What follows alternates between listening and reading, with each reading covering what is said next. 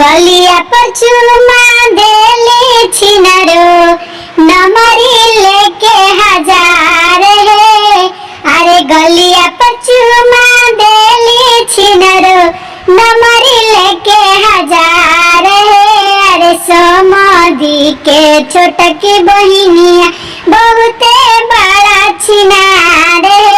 अरे दूल्हा के छोटकी बहिनिया बहुते बड़ा छिनार है। दिन भर घूमे ऊखी मुजी, अरे दिन भर घूमे ऊखी मुजी, साँझे के घूमे बाजार है।